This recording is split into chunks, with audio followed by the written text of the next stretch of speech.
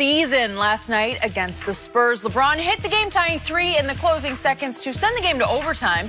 With the Lakers up 1 and 12 seconds left in overtime, LeBron missed both free throws after the Spurs took the lead. He had a chance to be the hero, but LeBron missed a jumper at the buzzer. The loss dropped the Lakers to 0-3, and after the game, LeBron talked about his missed free throws. We're going to continue to get better.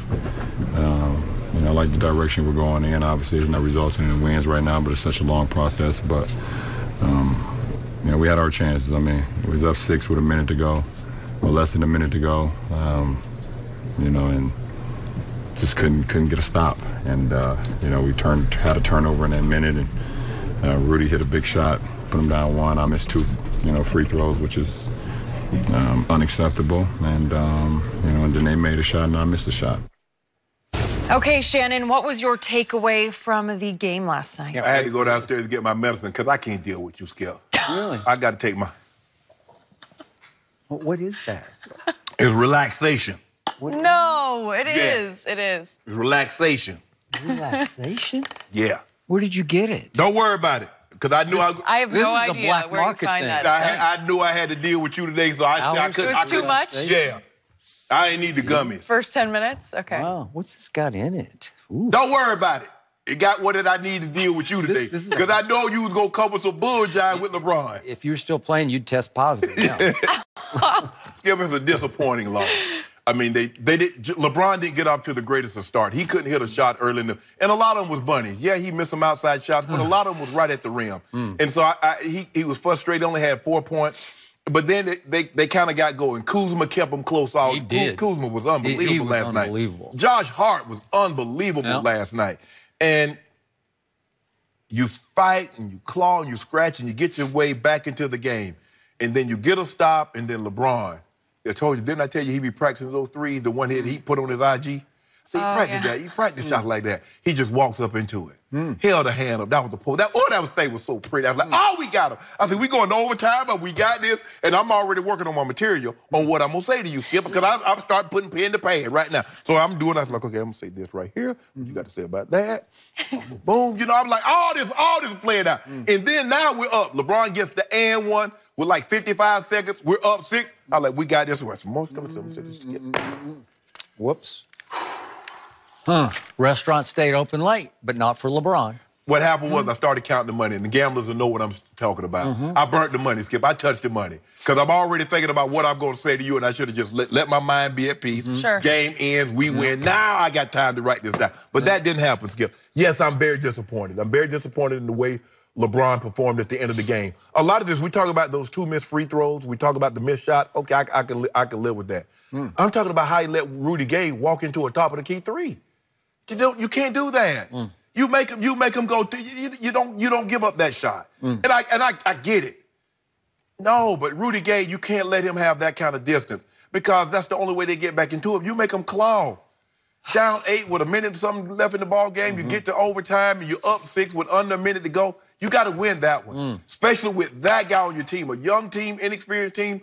I can see them, but LeBron can't let them lose this ball game. So I'm very disappointed in the performance last night. I think I might be as disappointed in LeBron's performance as I've been in a very, very long time, and that's saying something. But I'm very disappointed in how that's big of you to admit that. It took a while for you to get there, but you got there. No, Skip. You can't miss those. Not in that.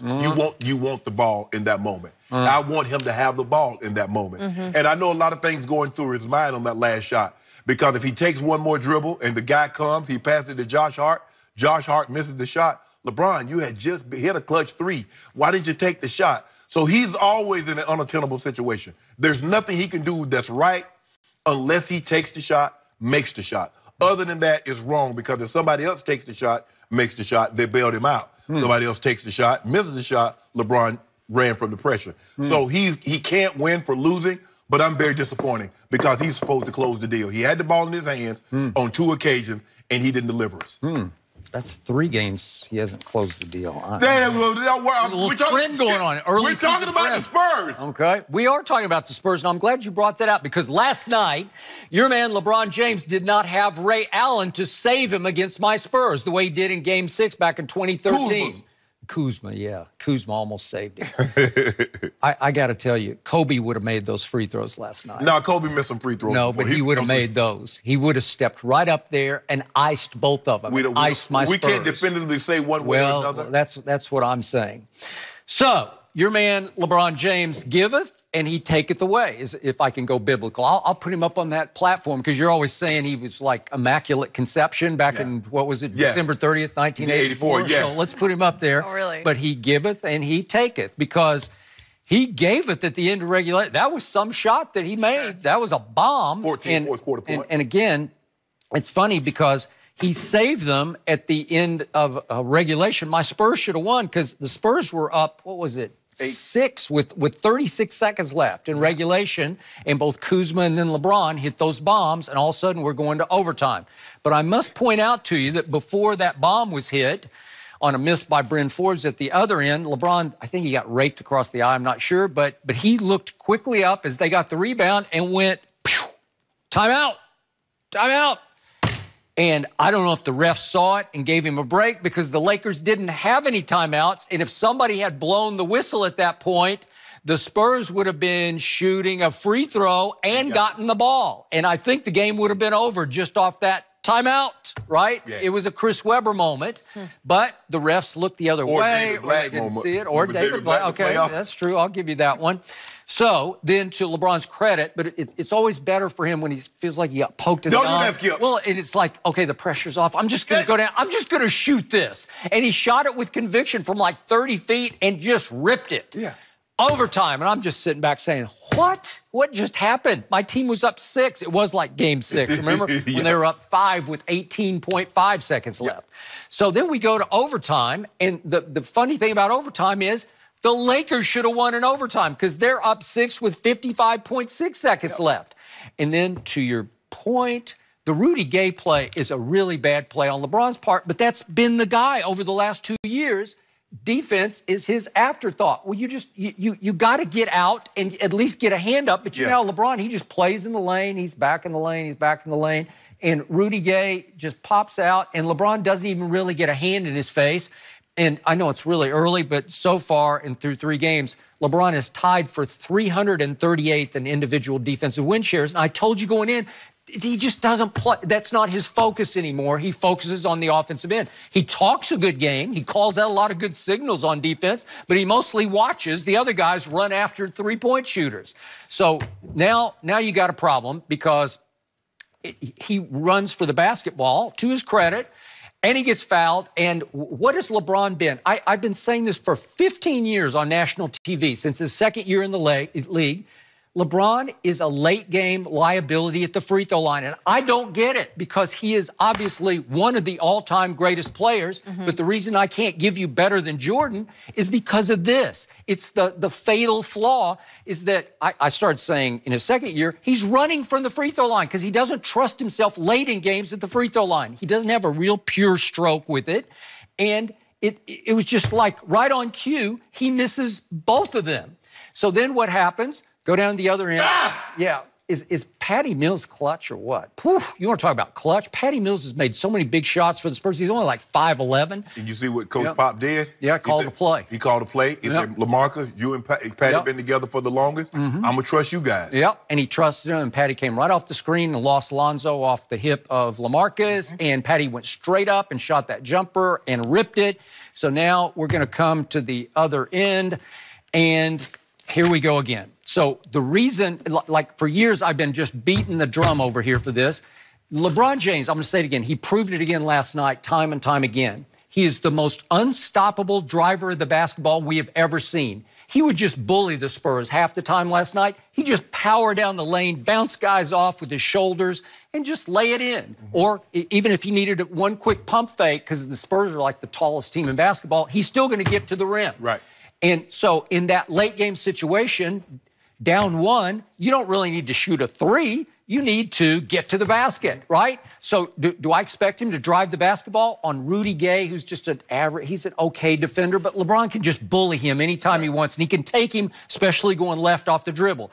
And the help defender on that side is Bryn Forbes, who's a Will Louis, 6 feet 3 inches tall, you know, unsigned out of high school. Nobody recruited him, then undrafted. You know, he's just a guy. Right. He's a good shooter, but he's not a great defender. So could LeBron have gotten to the rim? Sure, he could have gotten to the rim. But you know what could have been the result of that? You might have to go stand at the free throw line and make one of two just to go to overtime. And Shannon, he just doesn't have it in him, so he's going to opt for the fall-away three. He shoots kind of a fall-away, fade-away three. That's a shot. You know, he likes to step to his left. We saw him doing the bomb in practice that he made. Yeah. Now, that was much fun. That was like 5 feet farther than that. That was almost falling out of bounds. That was almost falling out of bounds. But he takes that shot. Would Kuzma have had a better shot? Would Josh Hart have had a better? I don't care. I want LeBron to shoot that. I'm fine with it. He missed it. On those kinds of going to his left in his career, he's been about a 32% free throw, a three-point shooter from that side. I don't know. He's just okay. But am I surprised he missed it? No, I'm not. Am I surprised he didn't go to the free throw line? I'm definitely not surprised with that. But still, my concerns is their defense, Skip, and their ability to hit open shots. They're giving up 41% from the three-point line. And again, think about this. Now, you said on opening night, they scored 70 points in the paint. The most anybody had scored the previous year was 68. 68. Well, they did one better. They went 74 last night. I mean, it took overtime, but they went 74. Wow. I agree. That's spectacular. But it just goes to show you, no matter how many points you score in the paint, if you don't stop the other team from shooting a high percentage from three, that's why everybody wants to shoot the three ball now, Skip. Because think about it. They're scoring 70 points in the paint, and they're still losing because they're giving up such a high percentage from the three-point line. Teams will take, okay, we'll trade you three for two. All day long, every day, and twice on Mondays and Sundays. And that's what the Lakers are going to have to guard against. They're going to have to start shooting. Lonzo hit some big threes. Kuzma hit some big threes.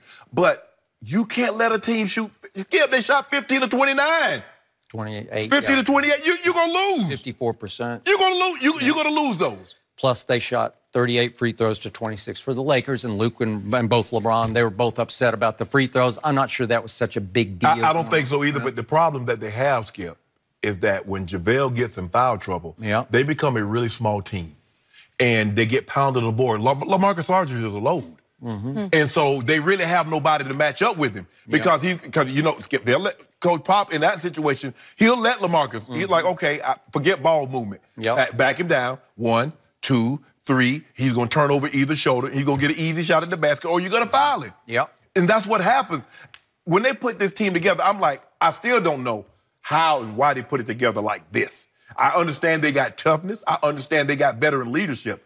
But it really doesn't work for what LeBron does really well, which is drive and kick. And another thing, Skip, and you saw this on several occasions last night, Lonzo Ball's got to finish the ball at the rim. He goes to the rim with the intent to pass. He does every time. He's not even looking. I mean, bro, you got to finish that. He grew up that way. That's who he is. And I would agree with you. At 6 feet 7 inches tall, often guarded by a smaller man, you need to finish high at the rim because he can dunk it. He can lay it in. It's almost like he's afraid because they gave him some great passes last night, headed down the hill. And what does he do? He gets there like, no, let me find somebody to kick to. Come on, bro. We need you to finish those. His stroke looks a lot better from distance. He's shooting with much more conviction and trust. He played well. I mean, so the shock of the overtime for me was that somebody named Jonathan Williams for the Lakers, I didn't even know he was a Laker, just took over the overtime. He had 3 blocks and 4 points, and I kept saying, who is that guy? He's on a 2-way contract with the South Bay Lakers, G League.